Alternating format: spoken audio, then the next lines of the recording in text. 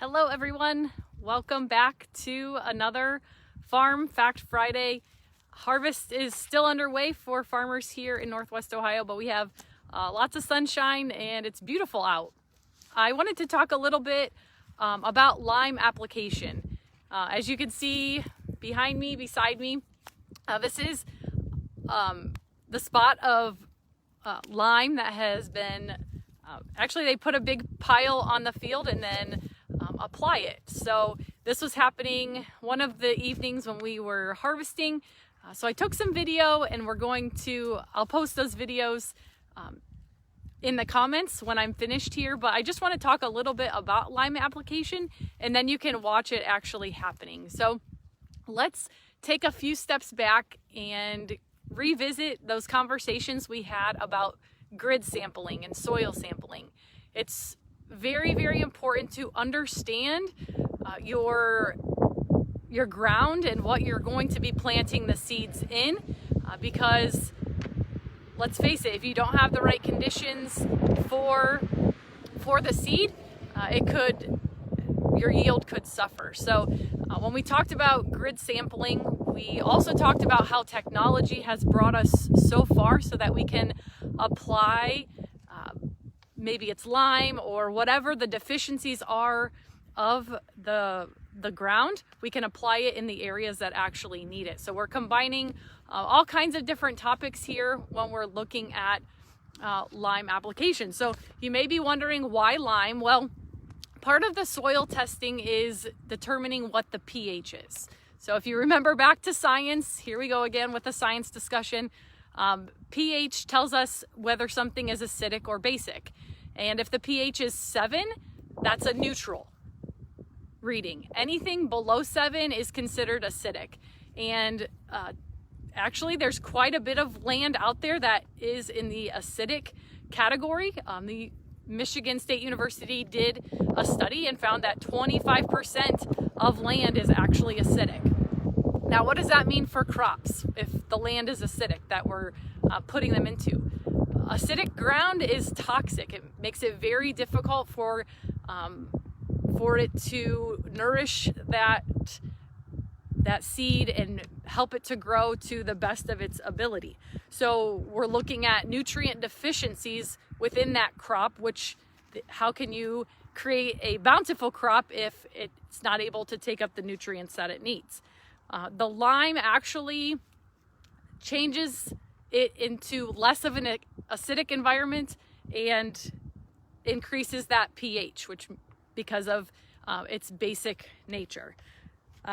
So once it is applied to the field, we have the big pile here just for demonstration purposes, but once it's applied, then it dissolves into the ground. If there's larger particles, it may take longer to dissolve, so its effects can be long-standing. But the good thing is the soil is getting what it needs. So let's talk a little bit about what those benefits to the crop, to the plant really are. There's several. So if you could go online and find out what the benefits to the crop is from lime. But one of the things that it does is it helps the plant roots. They become more efficient. They're able to take up nutrients better. And the fact that you create a strong root structure from the beginning makes for a better standing plant later. So they're stronger earlier. Those roots can really drive down deep. If they're able to absorb more nutrients, they're going to do better. And interestingly enough, if you do this correctly, the lime actually also helps to improve your fertilizers and your herbicides. So if you're spending the money on spray and fertilizer, you should also invest on making sure your ground has what it needs to maximize both of those expenses. So lower pHs, so acidic environment, prevents the proper functioning of your sprays, of your herbicides. So if you're trying to kill weeds and you're just spraying with the best spray out there, but your ground is acidic, you're not getting the best bang for your buck when it comes to that.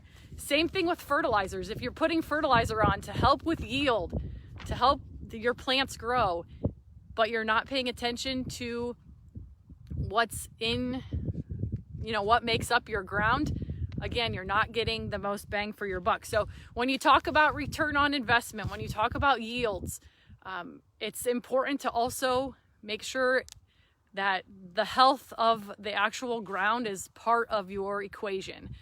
If you're, buying the best seed, if you're putting on the best fertilizer and the best spray to kill the weeds, but you're lacking and not paying attention to what you're actually going to plant the seeds into, you're probably not doing yourself justice in making sure you're maximizing all of those other different categories. So proper management of the ground year over year is super important. Now you may not need to apply a lot of lime year over year, but it's important to have an understanding of what's in the ground. As we know, the certain crops take out nutrients that others put back, but understanding that cycle and what your ground needs to provide the best crop is super, super important. So if you want to compare this to, say, the game of basketball, because basketball season is underway now, if you may have, a great group of players, you may have the best basketball, the best facility, your half court game may be really, really good, but if you don't take the time to work on conditioning so that you could run up and down the field, up and down the court, possession after possession, you're eventually going to wear out. So your crops may start out okay, but at the end of the day, what does that yield really look like? So just thought you guys would find the talk about lime interesting. I know I did, especially how it impacts more than just the growth of the plant, but also the effectiveness of the sprays and fertilizers as well. So thanks for joining today. Remember to check out the videos of actual lime application. I'll post those in the comments. And with that, by golly, have a great rest of your Friday, a wonderful weekend, and we'll check you back next week for another Farm Fact Friday. Take care.